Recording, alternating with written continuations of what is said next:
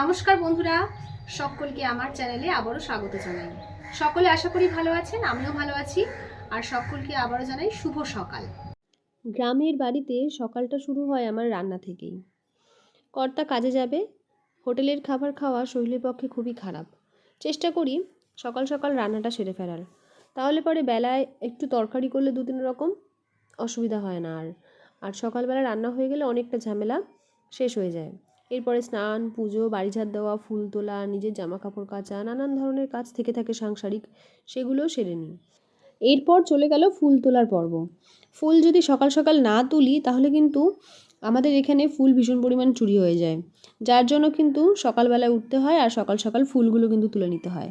কারণ প্রচুর মানুষ সকালবেলায় বেরায়, যারা রাস্তাঘাটে ফুল তুলতে তুলতে লোকের বাড়িতেও ফুল তুলে ফেলে, না বলেই ফুল তুলে নেয় সবটা, যে যার বাড়িতে সে পুজো দেবে এটাই অনেকে ভুলে যায়। সেরকমভাবে সব ফুলই নিয়ে চলে যায়। কিছু কিছু মানুষ আছে যাদের মেন্টালিটিটা এমনই, তারা সব ফুলই নিয়ে চলে যায়, কিন্তু যাদের বাড়িতে ফুটছে তারাও যে পুজো দেবে, তাদেরও যে ঠাকুর আছে সেটাই ভুলে যায়।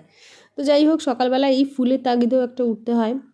তবে শীতকাল পড়ছে, ফুলের পরিমাণটা কমতে থাকছে। যত গরমকাল ছিল টগর ফুল অনেক ফুটতো, জবা ফুল অনেক ফুটতো, কিন্তু এখন আস্তে আস্তে কমে যাচ্ছে ফুলের পরিমাণ।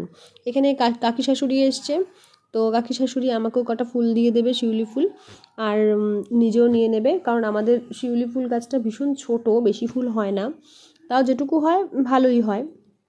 দেখো তোমরা গাছটা মোটামুটি, আর এই জায়গাটায় ফুলগুলো সব পড়ে। এই যে আমি একটু গাছটা ঝাড়ি মেরে দিচ্ছি, তাহলে ফুলগুলো কিন্তু আরও বেশি পরিমাণ পড়ে। তো যাই হোক, সকালবেলাটা তোমাদের কেমন যায় অবশ্যই জানিও। গ্রামের বাড়ির সকালটা এরকমভাবেই কাটে কিন্তু প্রত্যেকের। তোমরা যারা গ্রামে বাস করো তারা নিশ্চয়ই জানবে যে গ্রামের বাড়ির সকালটা কীরকমভাবে অতিবাহিত করে প্রত্যেকটি গ্রামের মানুষ।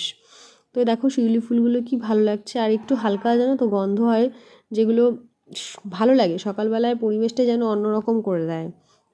এদিকে রান্না বসানো, রান্না হচ্ছে। এই গাছগুলো সব এই বছরে আমি লাগিয়েছি, সমস্ত গাছগুলোই কিন্তু হয়ে গেছে। এই জবা গাছটা দেখছো তোমরা, এটা কিন্তু বেশি দিন নয়, এটা কিন্তু 3-4 মাস আগেই আমি লাগিয়েছিলাম। একটা শুধু ডাল এনে, পাশের বাড়ির একটা বাচ্চা ডাল এনে দিয়েছিল, সেটা দিয়ে কিন্তু এই গাছটা হয়ে গেছে।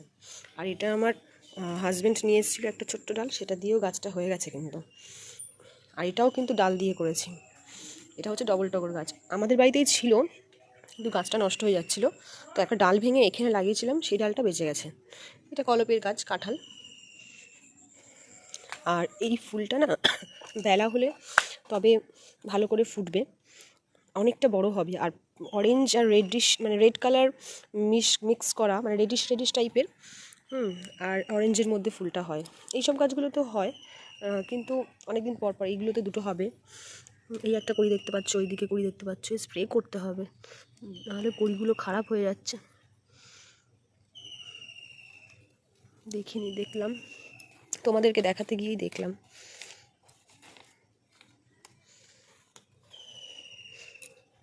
এই হলুদ গাছটা, এই গাছটা, এগুলো সবই এবছরে লাগিয়েছি, এগুলো সব এই বছরে সব লাগিয়েছি। তো এইটাও ডাল দিয়ে করেছি, এই গাছটাও ডাল দিয়ে হয়েছে। তারপরে এই গাছটাও দেখো, এটা আমাদের স্থলপদ্ম, আমাদের বাড়ি থেকে নিয়ে এসেছিলাম। আর এগুলো তো টুকটাক ছিলই বাড়িতে। তো আমাদের বাড়িতে এখন এই ফুলগুলো ফুটছে ভীষণ পরিমাণে, নীলকণ্ঠ, সাদা অপরাজিতা। এরপরে ঝাড় দিয়ে নেবো সারা বাড়িটা। শাশুড়ি মা নেই বাড়িতে, যার জন্য আমাকে ঝাড় দিতে হচ্ছে, না হলে পরে আমি কিন্তু ঝাড় সেরকমভাবে দিই না। তো ঝাড় দিয়ে আমি স্নান করে নেবো, তারপরে মিমিসোনাকে স্কুলে পাঠাবো টিফিন দিয়ে, তারপরে আমি পুজো দিয়ে নেবো, দিয়ে রেডি হয়ে নেবো, কারণ এক জায়গায় যাওয়ার আছে কীর্তনে।